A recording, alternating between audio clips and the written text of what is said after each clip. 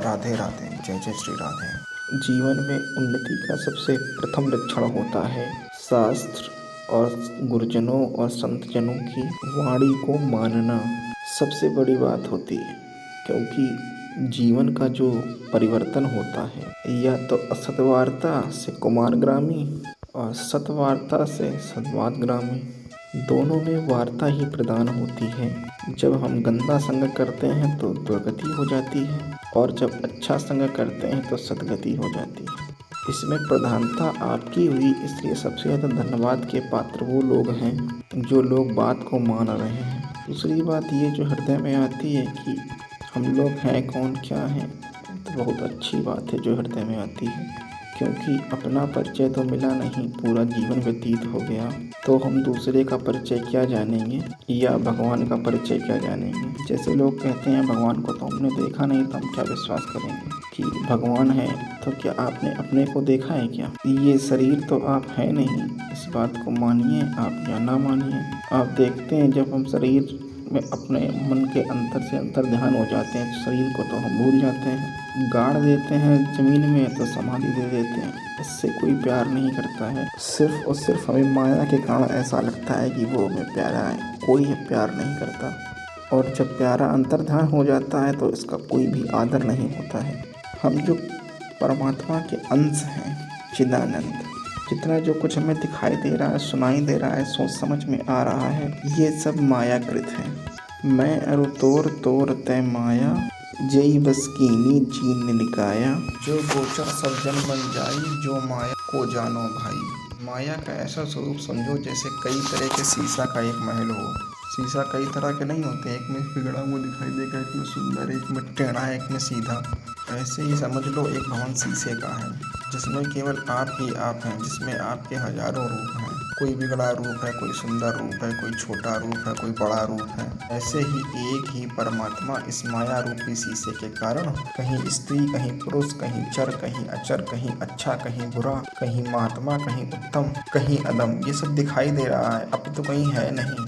जैसे उसे शीशे के भवन से हटाओ तो उसका असलियत रूप समझ में आएगा। शीशे के भवन में वो करोड़ों रूप में दिखाई देगा। ऐसे ही शीशो भवम अणम भावा वेद कहता है, वही परमात्मा अपने आप को कई सारे रूपों में करके खेल रहा है, क्रीड़ा कर रहा है। सभी संतों, महापुरुषों और महाजनों ने यही अनुभव किया। हर सब घटों में वही जन्मा और वही है। आप जो अपना अस्तित्व मान लिए हैं वो इसी शरीर के अंतर्गत माने हुए हैं, क्योंकि आपके दिमाग में आपके वास्तविक शरीर का इसी का परिचय है। तो अगर आपसे आपका परिचय पूछा जाएगा तो आप इसी का परिचय दोगे। अभी तक आप अपने को नहीं जान पाए तो भगवान को कैसे जान पाएंगे? तुम अपने को मानते हो ना कि हो, लेकिन तुम अपने को जानते हो क्या हो? तुमने देखा है क्या? ऐसा कोई दर्पण ही नहीं बना है या पैदा हुआ इस सृष्टि में जो आपको आपका प्रतिबिंब दिखा सके। वो केवल ज्ञान के द्वारा है, गुरुवाणी के द्वारा है, गुरु के वचनों के द्वारा है। अज्ञान तिमिरान दशने नानम सलाख्या चच वीर छंदे तस्मै श्री गुरुवे नमः।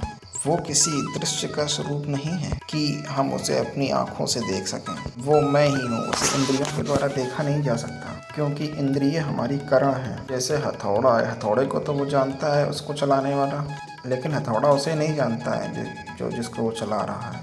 ऐसी इंद्रियां हैं, वो करण है, उसको जो चला रहा है वो आप हैं।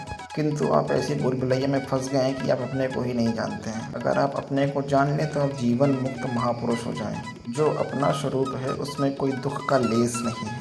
कोई अस्त्र शस्त्र ऐसा बना ही नहीं आज तक सृष्टि में जो उसको छेद सके। नैनम छिंद्रम शस्त्राणि नैनम दहति पावकः। वो अग्नि से जलता भी नहीं है, वो वायु के द्वारा सुखाया भी नहीं जा सकता, वो जल के द्वारा गीला भी नहीं किया जा सकता।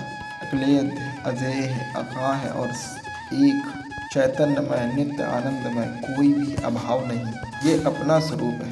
भगवान की माया से हम अपना स्वरूप भूल गए हैं। जैसे जब हम स्वप्न में होते हैं तो अपने स्थूल शरीर का ज्ञान होता है क्या? जैसे हकीकत में 24 घंटे की बात है, जब आप जागृत अवस्था में हैं तो आपको अपने शरीर का भान हो रहा है कि मैं हूँ। जब हम स्वप्न में हैं तो ये शरीर पड़ा होता है और हमको इसका ज्ञान ही नहीं होता है कि हम हैं।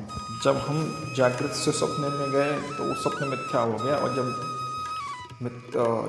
स्वप्न से जागृत में आए तो वो स्वप्न मिथ्या हो गया। जब इतने क्षण में इसका अस्तित्व ही खत्म है तो ये मैं नहीं हो सकता। मैं नित्य स्वरूप हूँ, न मैं स्वप्न वाला हूँ न मैं जागृत वाला हूँ। मैं स्वप्न और जागृत दोनों को जानने वाला हूँ। जब साधु कृपा से, संत की कृपा से भजन किया जाता है तो हमारा शरीर निर्मल होता है। अभी हमारा शरीर और हमारा भाव मलिन है। ज्यों ही शरीर हमारा लय हुआ शांत निर्मल, से वहीं शरीर का लय होता है। आँखों से नहीं होता, मन से नहीं होता, अपने आप से होता है। वो बड़ा कठिन मार्ग है करना, हम जो भी हैं, जैसे भी हैं। सर्वप्रथम स्वीकार करते हैं कि भगवान के हैं। ये शरीर, ये मन, ये इंद्रियां, जितनी प्रपंच माया करता है, सब भगवान को समर्पित कर देते हैं तो